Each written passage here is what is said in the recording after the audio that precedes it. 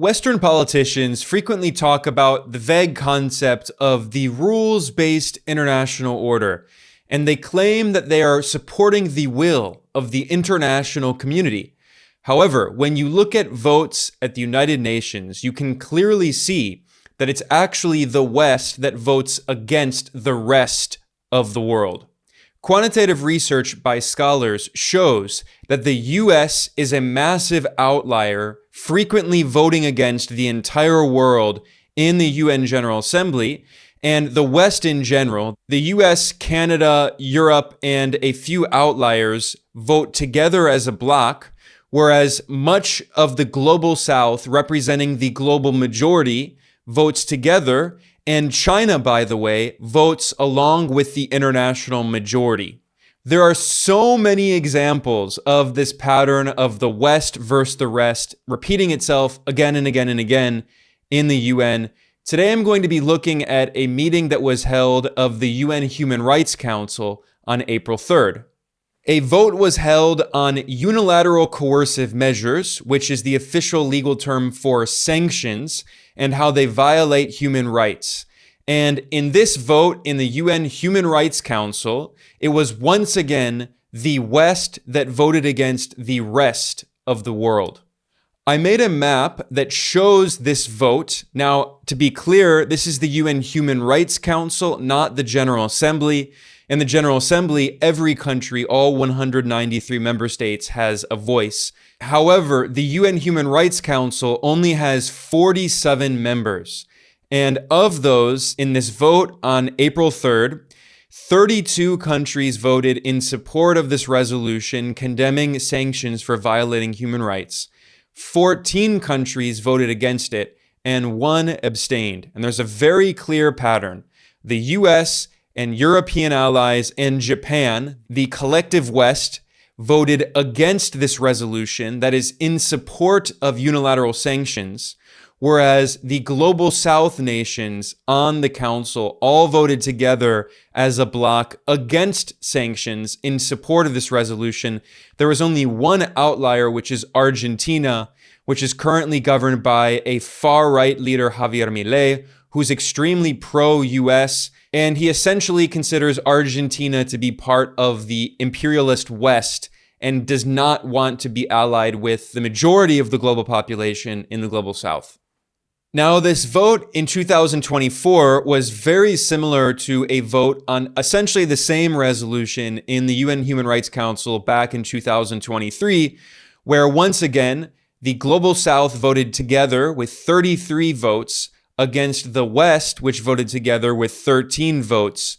That is to say, the global South opposed sanctions for violating human rights, whereas Western countries supported these unilateral illegal sanctions that violate human rights. And there are so many other examples of the West voting against the rest of the world like this. In November, there was a vote in the UN General Assembly, that is including all 193 UN member states. And in that case, once again, you can see that the West voted against the rest of the world. 128 countries, representing the vast majority of the world population, voted to condemn unilateral sanctions, whereas the collective West, the global North, that is North America, Europe, Australia, New Zealand, Japan, and South Korea, were the only countries that voted in support of illegal sanctions. And there are very similar vote patterns on other resolutions, including back in November, there was a General Assembly vote in order to respect human rights and cultural diversity. Once again, it was the West against the rest of the world. There was another General Assembly vote that called for equitable geographical distribution in the membership of the human rights treaty bodies. Once again, the West against the rest of the world. There was another vote in November in the General Assembly that condemned the use of mercenaries for violating human rights. Once again, it was the West against the rest of the world. There was a General Assembly resolution that called for the promotion of a democratic and equitable international order. The West against the rest of the world. And back in October, there was a resolution in the General Assembly that called for a humanitarian truce in Gaza. And again, it was the West against the rest of the world. Although what was interesting about this vote is Overall, the vast majority of the Global South supported this call for a humanitarian truce in Gaza, but there were a few outliers, including India, which has a far-right anti-Muslim government which is very pro-Israel. And in Europe, there are actually a few outliers. There were a few countries in Western Europe that supported this resolution, but once again, you can see very clearly, despite the few outliers, there is a general trend of the West voting together as a bloc of colonialist nations against the formerly colonized nations of the Global South repeatedly in the United Nations. Now, I want to go back to the resolution in the UN Human Rights Council that was voted on April 3rd, in which the developing countries in the Global South voted to condemn sanctions, whereas the Western colonial powers voted in support of sanctions. Now, one of the reasons that the vote looked like this is because the resolution condemning unilateral coercive measures was supported by the Nonaligned movement. The Nonaligned movement was created during the first Cold War, when formerly colonized nations in the Global South finally achieved independence from colonialism, and they did not want to participate in the Cold War. They did not want to join a bloc. They simply wanted to develop economically to lift their populations out of poverty. And throughout time, the Nonaligned movement has expanded. And after the end of the first Cold War in 1991, numerous observer states joined. And today there are 120 member states of the Nonaligned movement and 20 observer states. That is 140 countries out of the 193 UN member states are part of the Nonaligned movement. And this includes the vast majority of the world population. And essentially, it is the Global South plus Russia and a few Eastern European nations. And at the United Nations, they tend to vote together, whereas the Western colonial powers, that is, North America, Western Europe, Japan, these are the colonialist nations that developed through colonialism, war, and slavery. They tend to vote together as part of the so-called collective West. And Australia, which was founded as a British settler colony, is also part of the collective West, also known as the global North. And this year, 2024, the chair of the Nonaligned movement is Uganda. And the Ugandan representative spoke in this meeting of the UN Human Rights Council, explaining why the Global South opposes the West's unilateral imposition of sanctions. The resolution is sponsored by the 120 member states of the NAM and co-sponsored by the Russian Federation and the State of Palestine. Mr. President, despite our divergent views on this matter, we should at least acknowledge the unilateral coercive measures in the form of economic sanctions and secondary sanctions have far-reaching implications on the enjoyment of human rights by the general population of targeted states, disproportionately affecting the poor and persons in the most vulnerable situations. It is well established that the poorest of persons in the vulnerable situations in the least developed and developing countries are the most affected by the impact of unilateral coercive measures often imposed by developed countries. And in this context, this resolution condemns this inhuman approach. We believe that under no circumstances should people be deprived of their basic means of survival or access to critical infrastructure, services and goods under the pretext of unilateral coercion by another state that is economically powerful. The Human Rights Council should denounce this unfortunate practice loudly and clearly. Unilateral coercive measures and legislation and secondary sanctions are contrary to international law, international humanitarian law, international human rights law, the UN Charter, and the norms and principles governing peaceful relation among states. I want to read here briefly from the official website of the United Nations, and this is the summary they published of the UN Human Rights Council meeting on April 3rd. It noted that this resolution on the negative impact of unilateral coercive measures on the enjoyment of human rights, also known as economic sanctions, quote, have far-reaching implications for the human rights of the general population of targeted states, disproportionately affecting the poor and persons in the most vulnerable situations. It calls for the Special Rapporteur on Sanctions, that is the top expert, to continue her work, and she has repeatedly shown in her reports that sanctions violate human rights. And this resolution also called for the removal of unilateral coercive measures affecting the enjoyment of human rights of victims and on the human rights impact of secondary sanctions and over-compliance. This is very important because sanctions not only affect the directly targeted countries, but also sanctions lead to secondary sanctions. That is, the U.S. threatens sanctions on countries that do business with targeted countries, like, for instance, foreign countries and foreign companies that want to trade with Venezuela or Iran or Cuba or Syria. They often face secondary sanctions, and this leads to over-compliance, meaning that foreign countries and foreign companies simply decide not to trade with Cuba, not to trade with Venezuela or Iran or the DPRK. And what this means is that these countries suffer economically from economic embargoes, blockades. No banks want to process their international transactions. They're kicked out of the international financial system, which is dominated by US banks and the US dollar.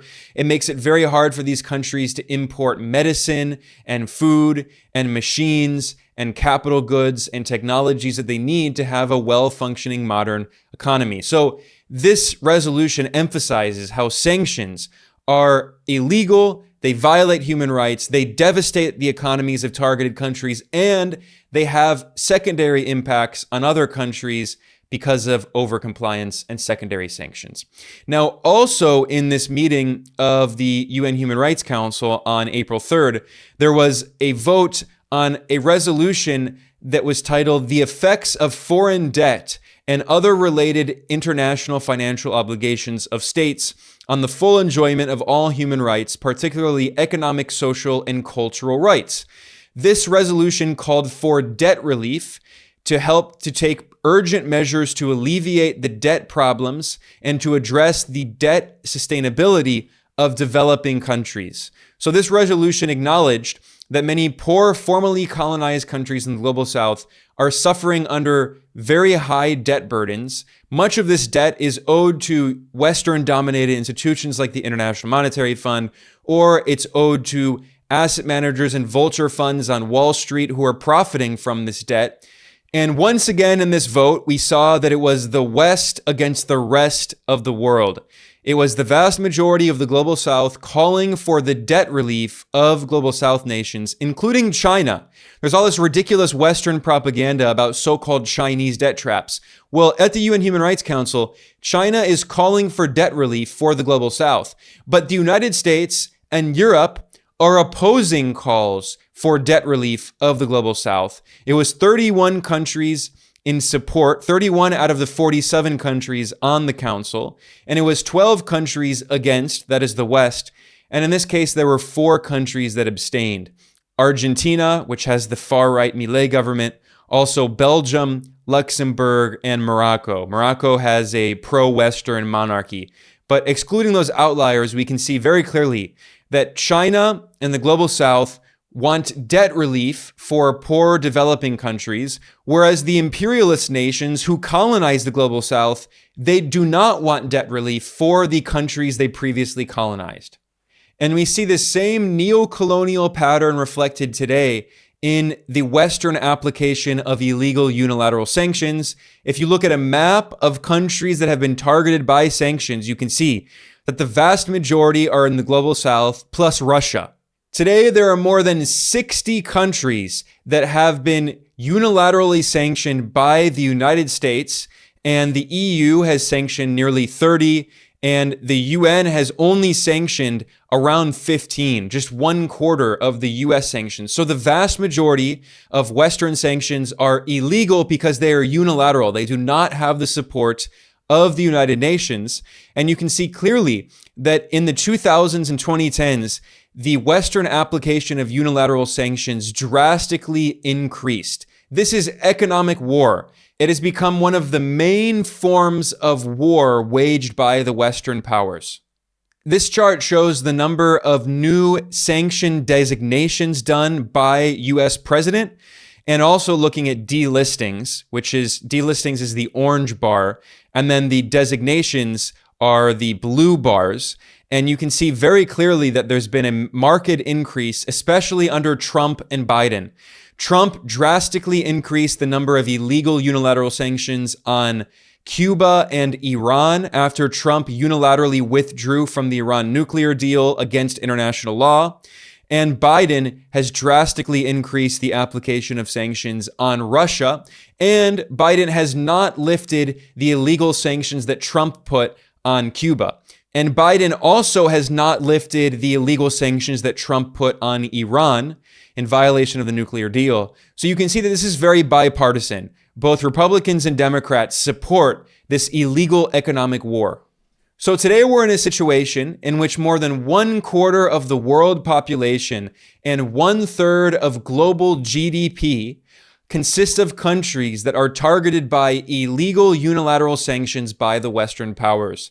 And anytime there's a vote in the United Nations General Assembly or in the UN Human Rights Council condemning these sanctions, the West votes against the rest of the world.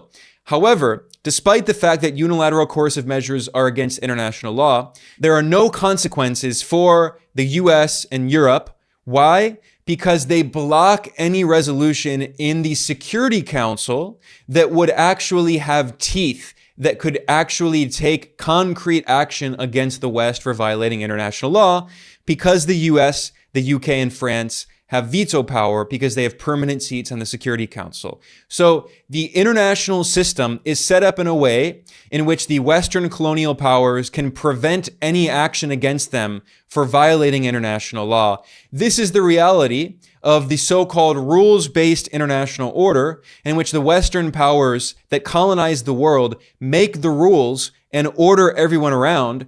And if any country goes against the unilateral actions of the West, they're called a rogue state or authoritarian or whatever the ridiculous propaganda buzzword is this week. But in reality, if you have a neutral perspective and you look scientifically at the actual international community at the United Nations, you can see that it is the West against the rest of the world. It is the West against the international community or the global majority.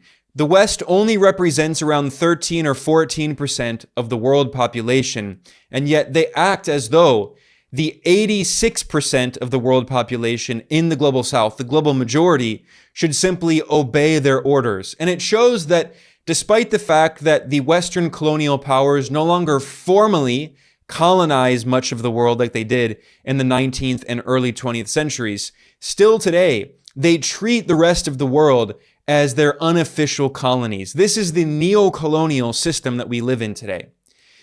And here at Geopolitical Economy Report, I dedicate a lot of my time to help people understand the economics and geopolitics of this neo-colonial order.